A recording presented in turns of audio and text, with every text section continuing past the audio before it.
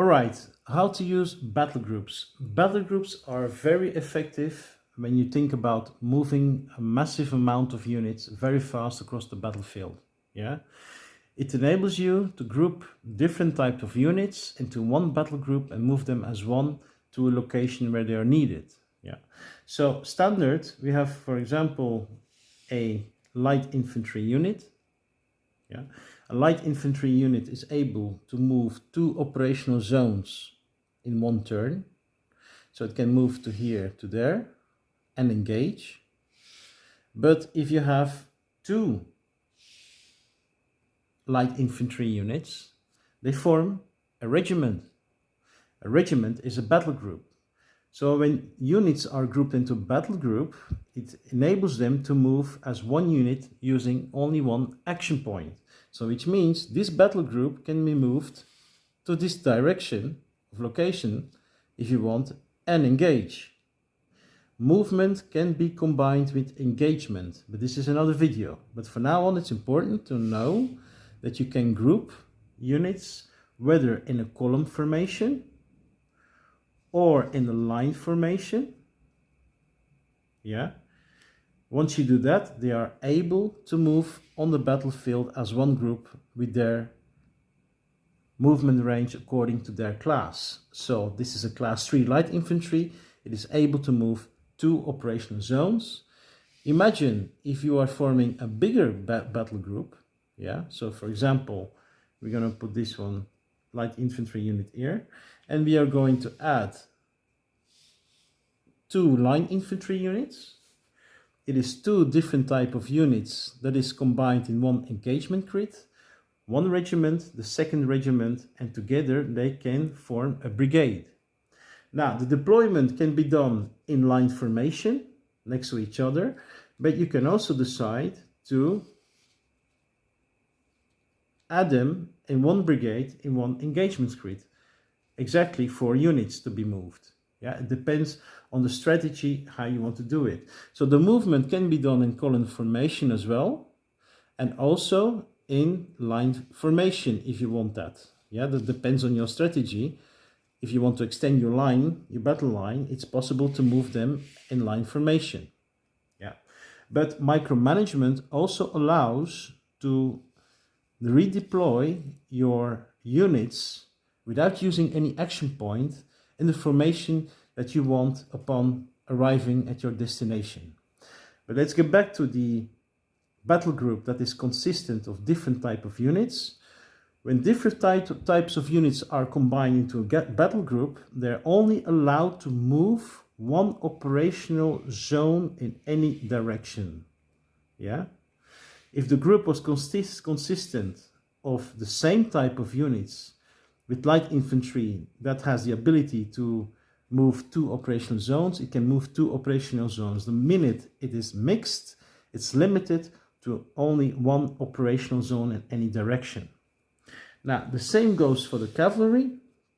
The cavalry has a movement range of 3 operational zones. That's quite far.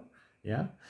And if they are grouped together with only cavalry, the whole group, even if you make a brigade, can be moved to another location using their movement range. Yeah, it's very important and it's very effective. Now you can see how fast you can move units from one point to another point. Yeah. Now, what concerns the composition of the battle groups, as you know, 2 groups is a regiment. You can compose and create your own battle groups, brigades, regiments, divisions, and so on. Yeah. Obviously, the best thing to do is always to put your light infantry in the front line. It's called the front line, followed by supportive line infantry, 1 or 2 units, and eventually it's always good to have some elite infantry in the last line as a backup if things goes wrong, or when you need to use them to punch through a line or commit more damage.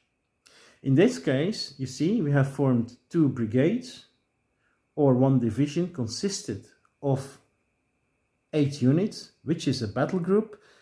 and it's mixed unit, which means I can move them the whole division in one operational square if I want to.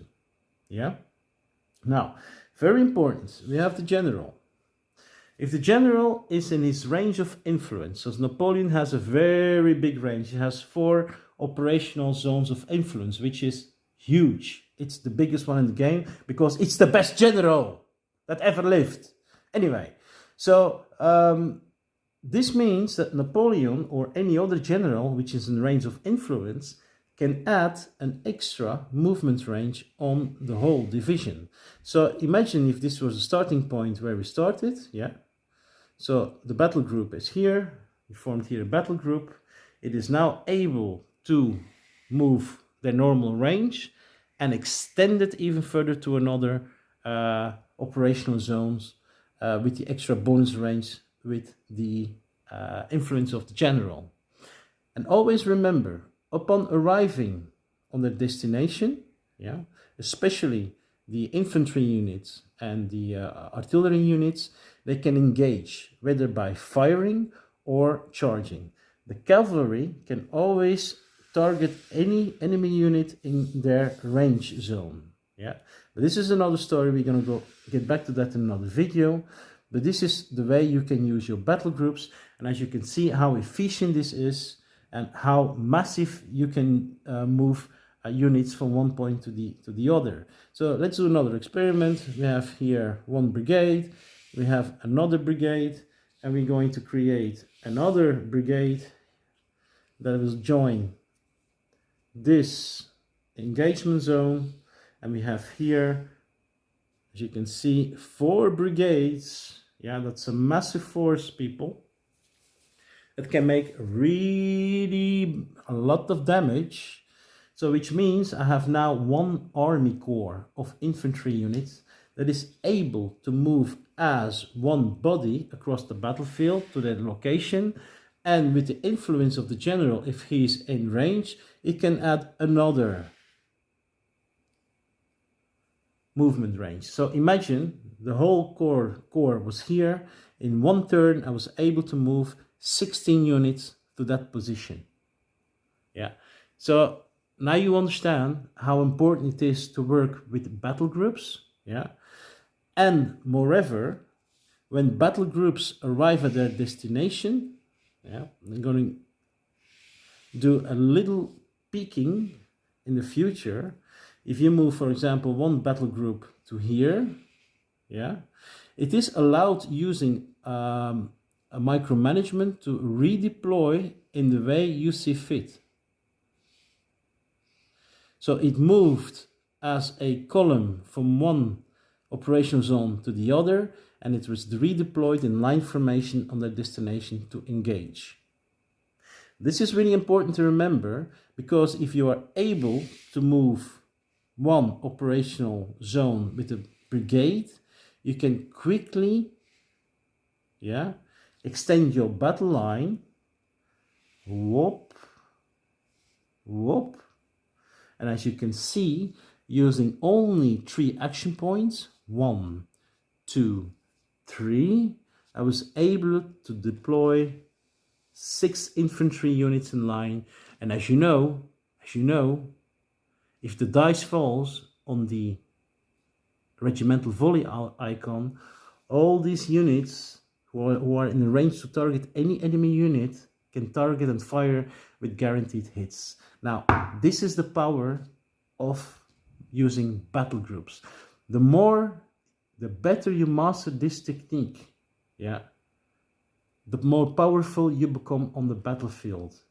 It's very simple. It's synchronizes, symbolizes, simulates the movement, how Napoleon used his troops as corps on the battlefield in campaign, and were able to engage on their cells. So remember, if you compose your battle groups, be smart.